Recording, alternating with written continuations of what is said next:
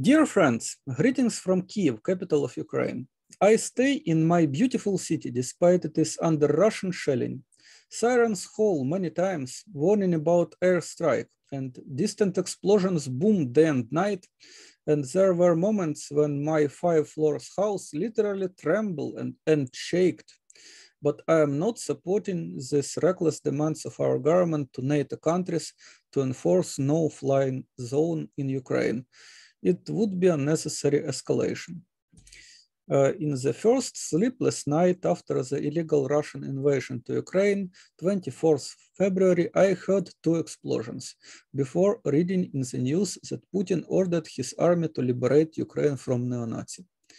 My friend and former prisoner of conscience Ruslan Kotsaba, as well as I, is listed in far-right Mirotvorets database as traitor to Ukraine. Neo-Nazis several times assaulted him and severely injured his eye for his call to boycott military mobilization in 2015 to war against pro-Russian separatists. For his next anti-war vlogs and for activities of Ukrainian pacifist movement, neo-Nazis also painted insults on my door a year ago and broke my camera when I filmed them, but I am sure that Ukrainian police should deal with Ukrainian neo-Nazi, and it is not Putin's business. Police did nothing, which is a shame, but it is not an excuse for Putin's invasion of Ukraine and killing of thousands of civilians, intentionally or not. Casualties were predictable anyway, and Russian officials are cynically lying that there were no civilian casualties in the result of their military operation in Ukraine. Reputable international media such as Al Jazeera are reporting casualties with photos and videos from the first day of invasion. Putin should go away from Ukraine with his army and resolve his geopolitical, cultural, and historical disputes with our President Zelensky and his supporter Biden at the negotiation table. That's what I would like to discuss in details, despite and even because the idea of peaceful solution currently is not popular. And yet, we live in hard times which demand courage to promote peace. When neighbor nations with intertwined history are starting to oppress, destroy, and kill each other year by year on their own territory or invade into the neighbor's territory, when you post on Facebook that the United Nations Charter demands specific settlement of all disputes and therefore President Putin of Russia and President Zelensky of Ukraine should cease fire and start peace talks, and comments are momentarily overflowed with obscenities and damnations. When martial law and total mobilization is proclaimed and rifles handed out to thousands of newly recruited city soldiers and selfies with rifles became trendy in Facebook and nobody knows who and why suddenly shoots at the streets, when even civilians in condominium are preparing to meet enemy with Molotov cocktails, as the army recommends, and ban from Viber chat a neighbor considered as traitor because of calling people to be careful, don't burn common house, and don't allow the military to use civilians as human shield.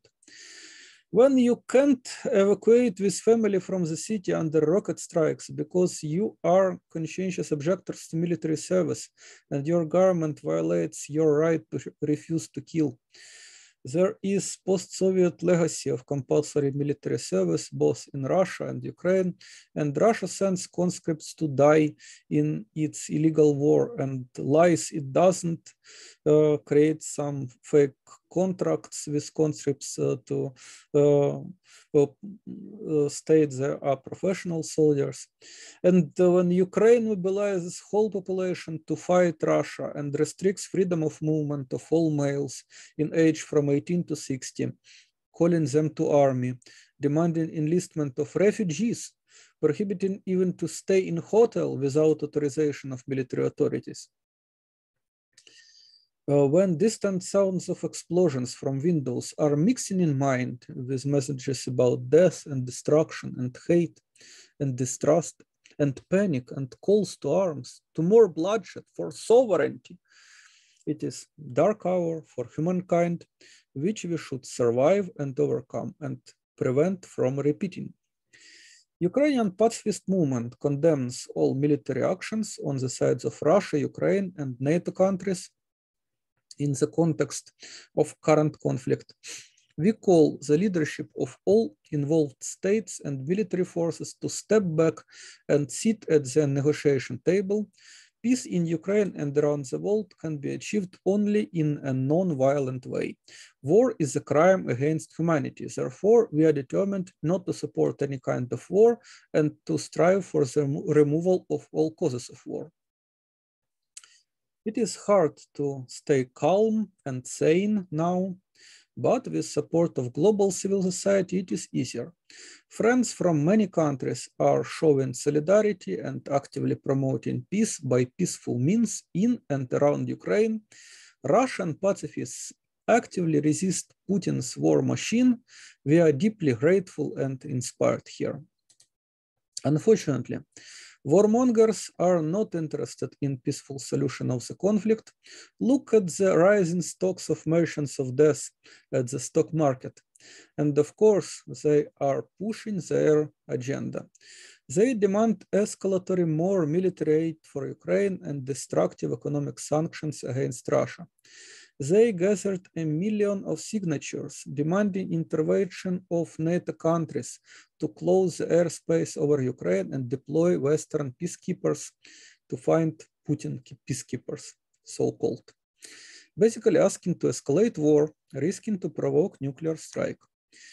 NATO refused to engage in direct confrontation with Russia, but NATO countries are continuing to support Zelensky regime both militarily and in propaganda war, discouraging Ukrainian government from seeking peaceful settlement, also pushing out Russia from international institutions, encouraging Russia to persist in armed aggression.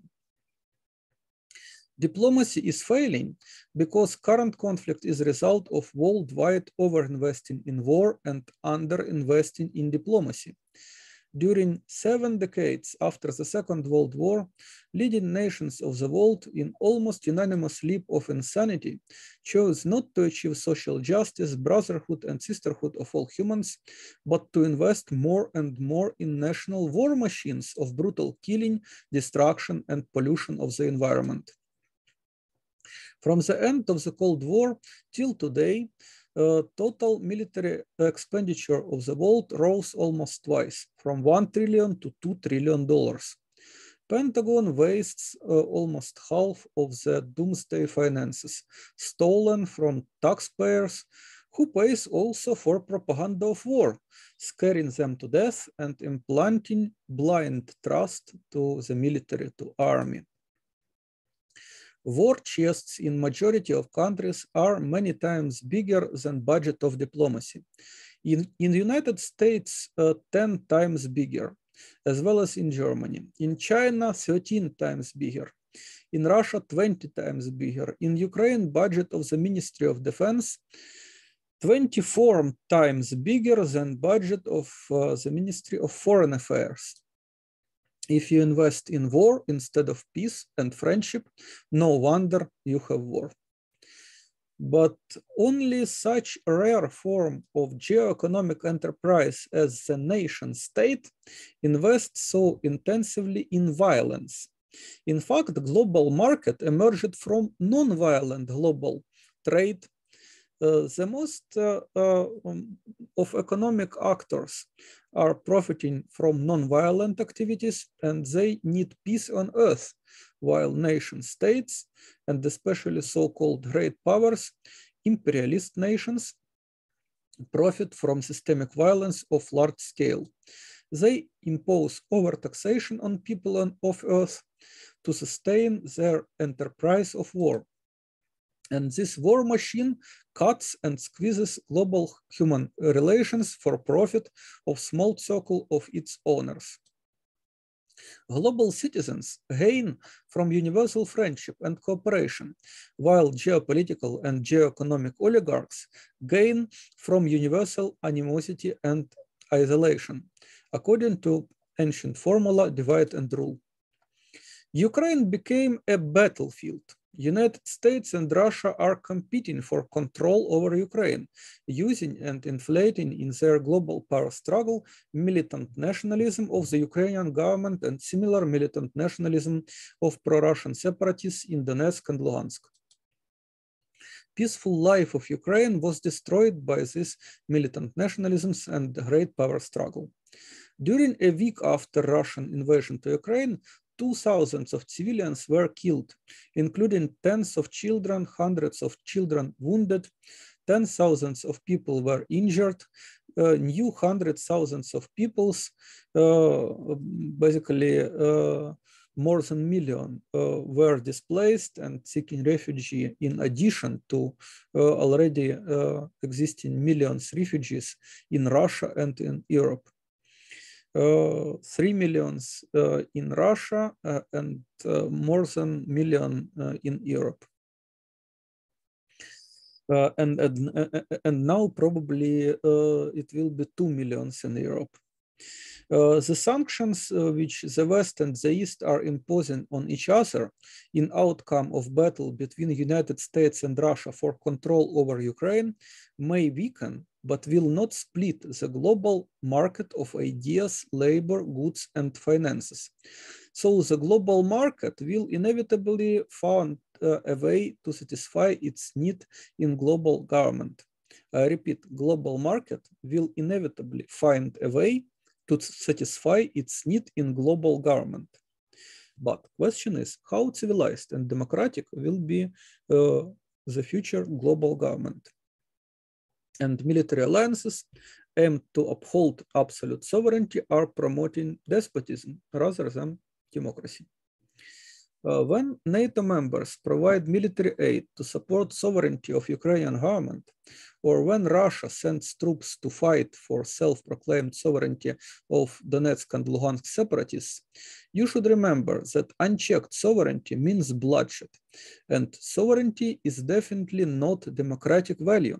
All democracies emerged from resistance to bloodthirsty sovereigns, individual and collective.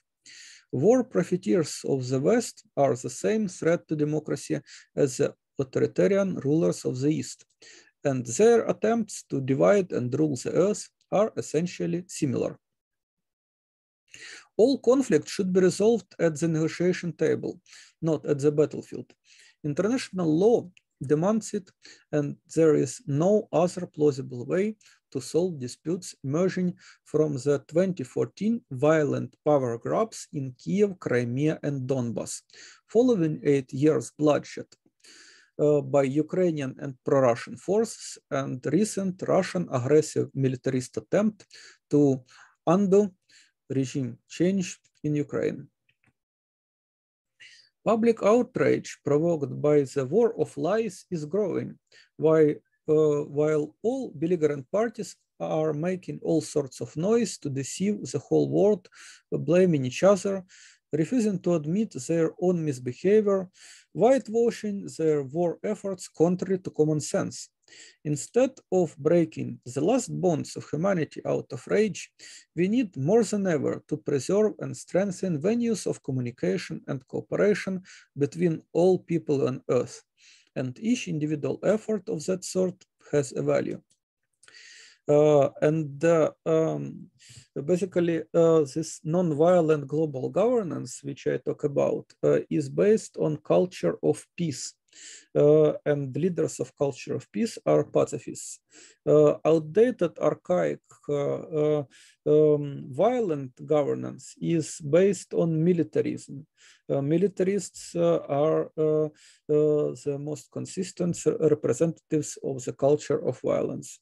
For pacifists, all life is peace. For militarists, all life is war. Pacifists, consistent pacifists and consistent militarists are minorities.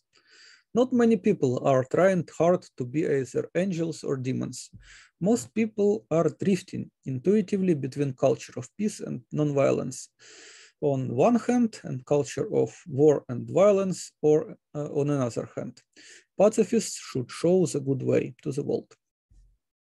Non-violence is a more effective and progressive tool for global governance, social and environmental justice.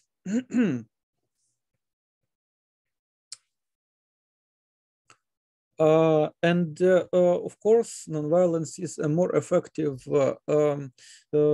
tool for global governance than delusions about systemic violence as war as panacea, a miraculous solution for all socioeconomic problems. It is indeed not miracle, but war is horrible solution. Non-violence is more effective and more progressive.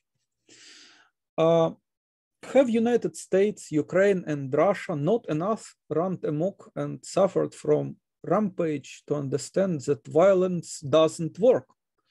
But their national leaders are arrogantly exchanging threats and lies, pretending it is diplomacy. While 3 decades of NATO expansion and 8 years bloody conflict in Europe between United States-backed Ukraine, Russia, and her client separatists of Donetsk and Luhansk, after a brutal Russian military attack on Ukraine, is escalating into the World War between global West and East and potentially nuclear apocalypse. Instead of failing to de-escalate and earning condemnation or extinction of contemporaries and the next generations, Presidents Putin of Russia, Biden of United States, and Zelensky of Ukraine should negotiate sustainable peace in good faith. This simple idea itself today is under attack. When national leaders exchange threats, strikes, and ultimatums, calling each other war criminals and corrupted autocrats, when they don't stick to their words, play for time, manipulate and distrust each other, turning negotiations into military stratagems, it is a serious obstacle for negotiations. However, because of their status of representatives of the people, because of responsibility before national and global civil societies, I believe it is still possible to make them engage in peace talks seriously and in good faith on the basis of common public interests instead of fighting for mutually exclusive positions. Let's separate people from the problem, which I already described: NATO expansion, battle between the United States and Russia for control over Ukraine, battle between Ukrainian government and separatists, Russian invasion, and further escalation into global war between East and West, which, since the world is now a single but divided polity, pretty resembles civil war in the United States between northern bankers and federalists and southern slave owners and anti-federalists. Indeed, pretty resemble civil war, this global politics. Similarity is more vivid considering that after the Second World War, United States was created to become federal government of the world, but isolationist states led by Soviet Union prevented the United Nations from gaining sufficient powers for comprehensive global governance and achievement of universal peace. Despite the UN is very underfunded because of overinvestments in war by nation states, which I already described, UN managed to achieve a lot as moral government of Earth. So every baby in every country from the birth is recognized as a bearer of universal and equal rights, enshrined in the Universal Declaration of Human Rights. Culture of peace and sustainable development goals make progressive changes in our lives, etc. And yet elites of the West were not satisfied by weak global governance and created military alliance, not NATO, to strengthen it. After criticizing this move as an attempt to impose global hegemony, Soviet Union created its own military alliance, Warsaw Pact, Then Soviet Union failed to compete both in arms race and soft power with the West and dissolved. Then Russia revealed ambitions to be great power again and created Collective Security Treaty Organization, CSTO, and joined with China in Shanghai Cooperation Organizations, SCO, which is military and economic alliance governing large part of Eurasia. That's how objective federalization of the world led to current crisis, military opposition between the West and the East. Now, let's analyze positions of three key national leaders escalating this opposition. What they want. President Biden of United States advocates leadership of the United States in the international order established by military alliance of Western democracies.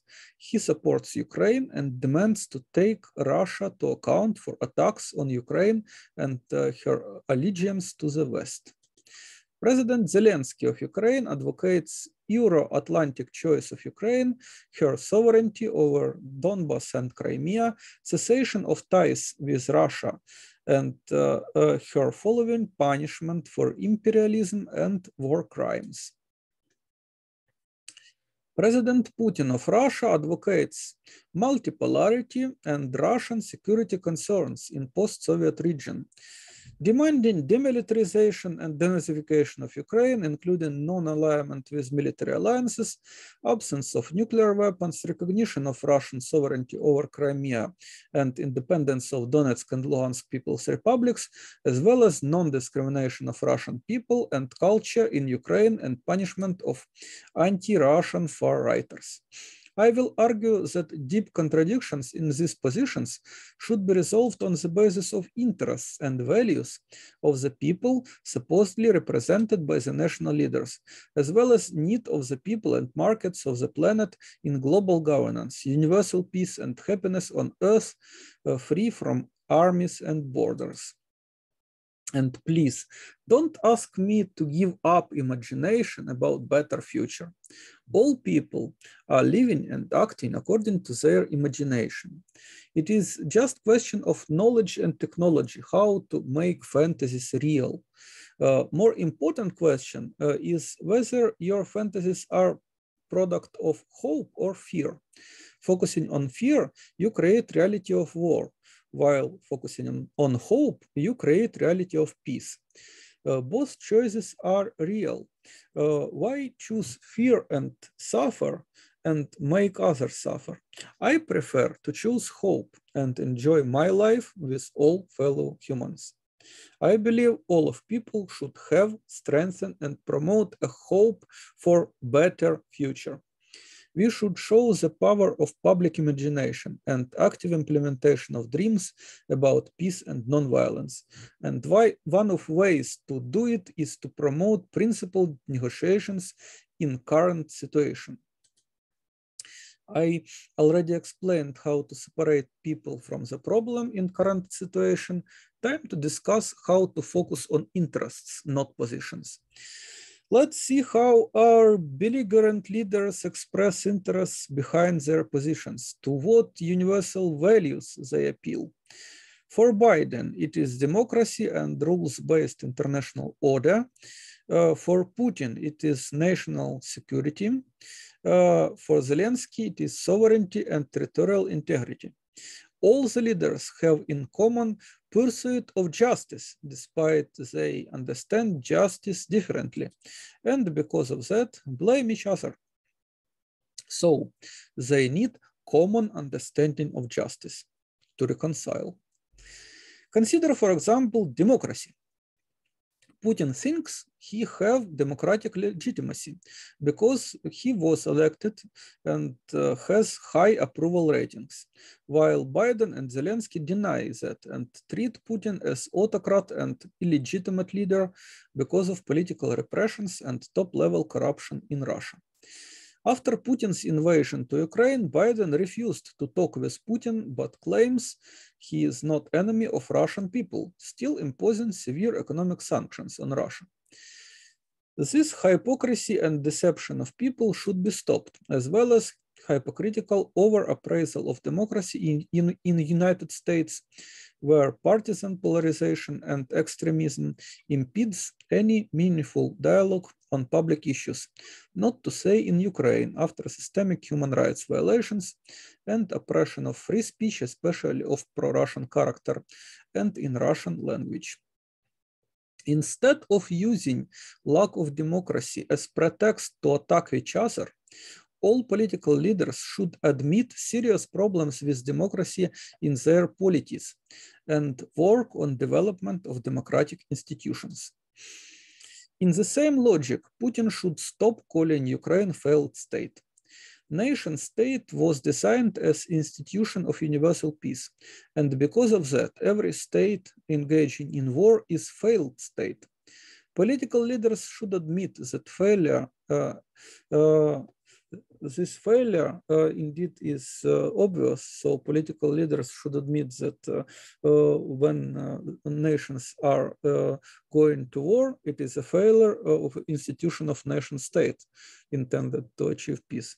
And political leaders should take responsibility to stop the war by non-violent means. Furthermore, I believe the idea of nation state itself is a failed idea. And I have a reason.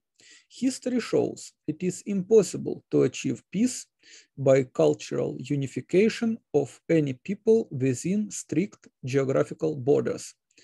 Instead of enforcing national security within and beyond such borders, national leaders should facilitate transcendence of nations into the people of Earth, united in diversity.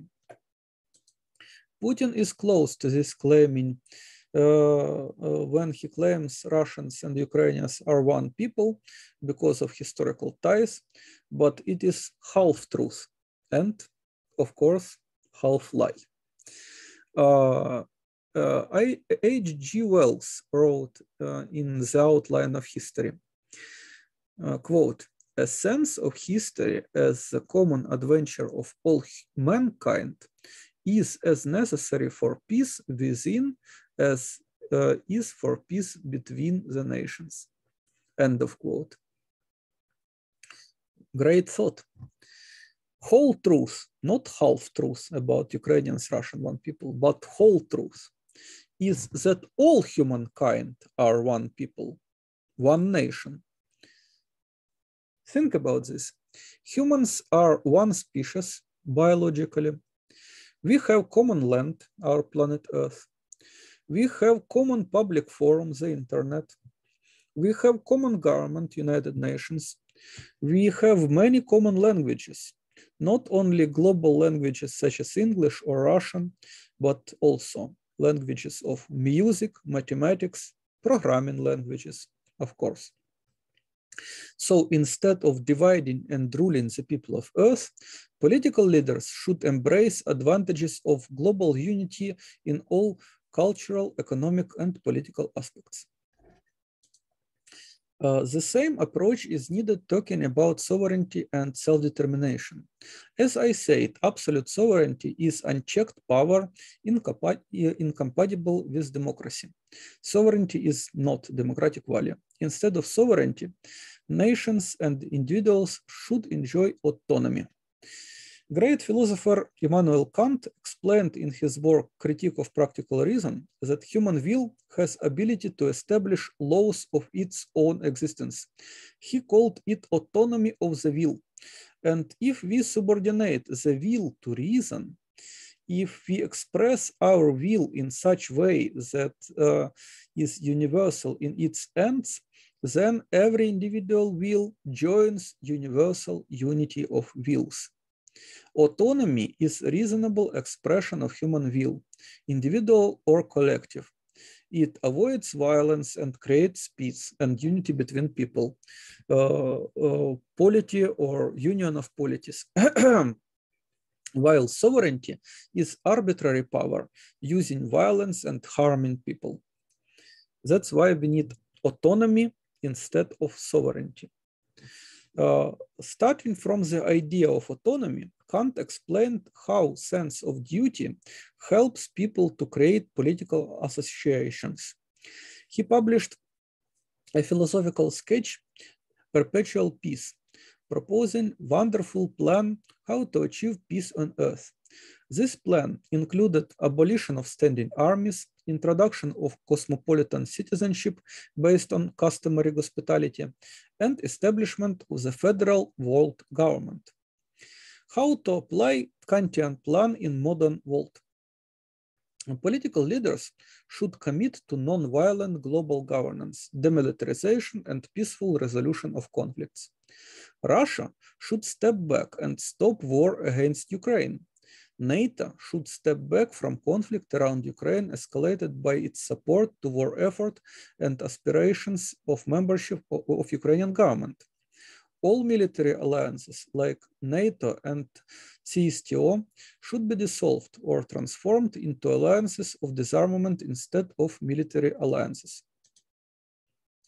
All great powers should join the Treaty on the Prohibition of Nuclear Weapons. All great powers should commit to non-violent global governance based on peace culture, universal communication, and cooperation instead of doomed to fail efforts to impose their hegemony, global original, by brutal military force. Ukraine should not side with any bellicose great power. Our country should be neutral.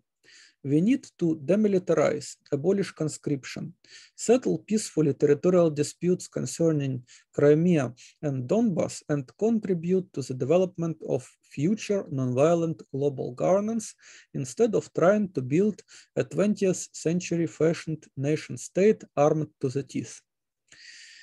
It will be easier to negotiate with Russia and her client separatists when you share a vision that Ukraine, Donbas, and Crimea in future will be one whole on the united planet without armies and borders. Imagine future when United States and Ukraine, Russia and China and other people and lands will be united in the Federation of Earth. Even if elites lack intellectual courage to look into the future, pragmatic understanding of benefits of the common market should pave the way for peace. This is how Putin and Biden could resolve their great power dispute by creating even greater power together, not just for personal or national gain, but for the common good of whole humankind. Imagine common good of whole humankind. Admirable goal. Let's hope Putin and Biden will hear it and understand it.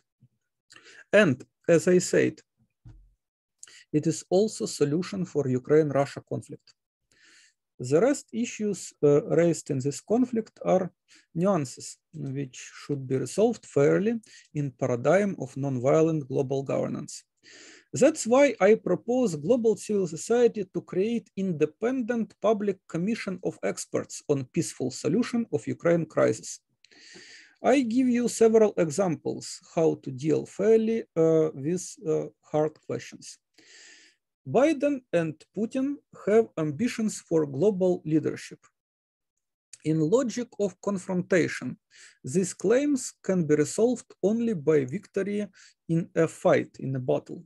But in logic of cooperation, both can be global leaders as they are already global leaders in collective bodies, polities like United Nations, for example.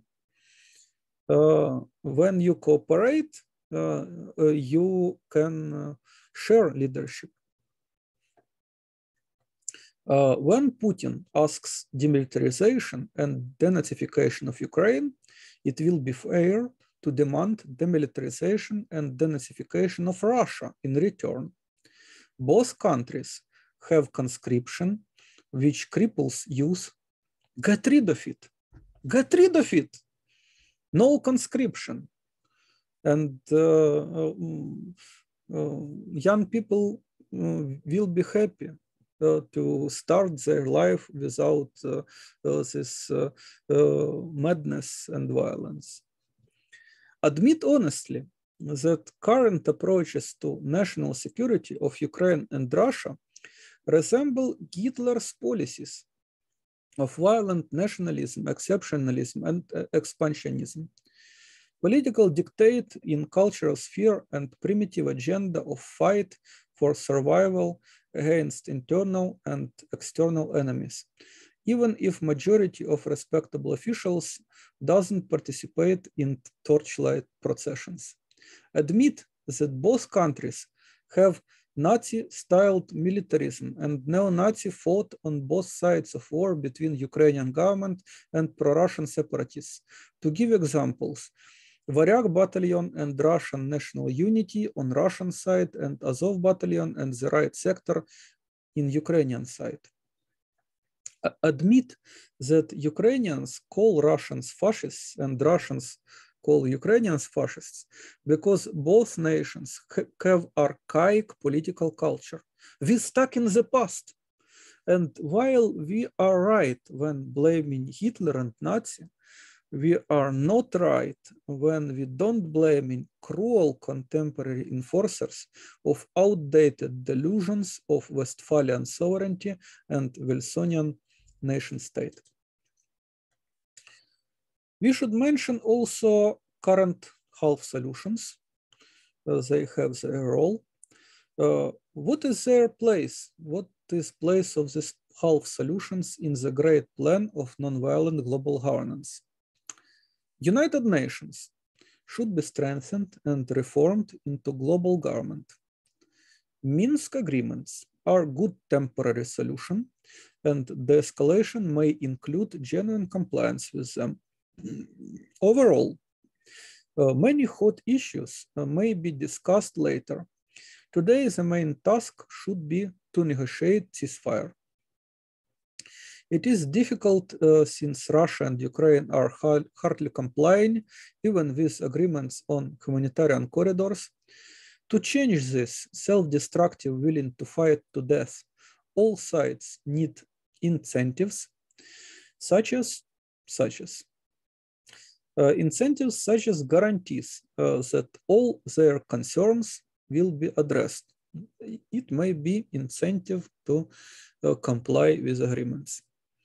So, at the direct negotiations between Presidents Biden, Zelensky, and Putin, agreement to halt all military operations should include start of public global dialogue on future peace planning, and all interests expressed by the presidents should be included into agenda of this dialogue. Independent public commission of experts on peaceful resolution of Ukraine crisis should be involved into this peace-building dialogue. As I said, it is important to change discourse of fears about future to discourse of hopes for better future to stop the war.